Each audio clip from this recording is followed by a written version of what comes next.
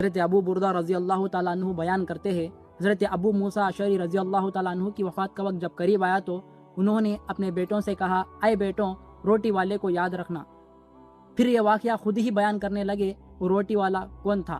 آپ نے کہا، ایک شخص تھا جس نے 70 سال اللہ کی عبادت کی، بڑی عبادت کی، مگر 70 سال بعد وہ باہر آیا تو شیطان نے اسے بہکایا اور وہ ایک عورت کے فتنے میں مبتلا ہوگا۔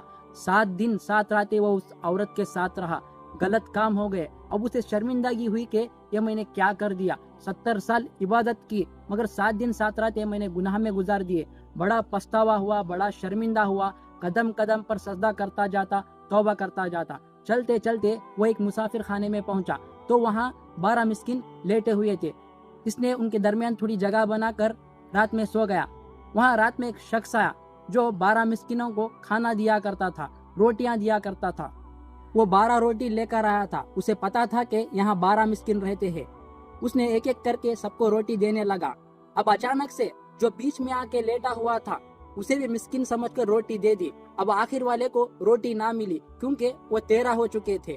اب اس بانٹنے والے سے اس مسکین نے کہا، آج تم نے مجھے روٹی کیوں نہیں دی؟ اس نے کہا، میں نے سب کو ایک ایک دی، کسی کو 2 نہیں دی۔ اگر تم مجھے یہ سمجھتے ہو کہ میں تمہیں دھوکہ دے رہا ہوں تو میں تمہیں روٹی نہیں دوں گا۔ یہ کہہ کر وہ شخص چلا گیا۔ وہ مسکین بھوکا رہ گا۔ اب وہ شخص جو ابھی ابھی توبہ کیا تھا، پہلے 70 سال کی عبادت بھی کی تھی، اسے خیال آیا کہ میری وجہ سے اس مسکین کو روٹی نہیں ملی۔ اس نے خود بھوکے رہ کر وہ روٹی اسے دے دی۔ وہ خود بھوکا رہ گا، رات بھر بھوک سے تڑپ کر صبح انتقال ہو گیا۔ حضرت ابو موسیٰ اشعری رضی اللہ تعالیٰ عنہ فرماتے ہیں، جب وہ شخص اللہ کی بارگاہ میں پہنچا تو ایک پیمانے میں 70 سال کی عبادت رکھی گئی اور دوسرے پیمانے میں وہ 7 دن 7 رات کے گناہ رکھے گئے۔ فرمایا کہ 7 دن کے گناہ جو تھے 70 سال کی عبادت سے آگے بڑھ گئے۔ اب اس کے لیے حکم ہو سکتا تھا کہ وہ جہنم میں جائے۔ پھر اس 7 دن گناہوں کے سامنے وہ ایک روٹی رکھی گئی جو مسکین کی مدد کی گئی تھی۔ اس روٹی کی برکت سے اس 7 دن کے بڑے بڑے گناہ معاف کر دیے گئے۔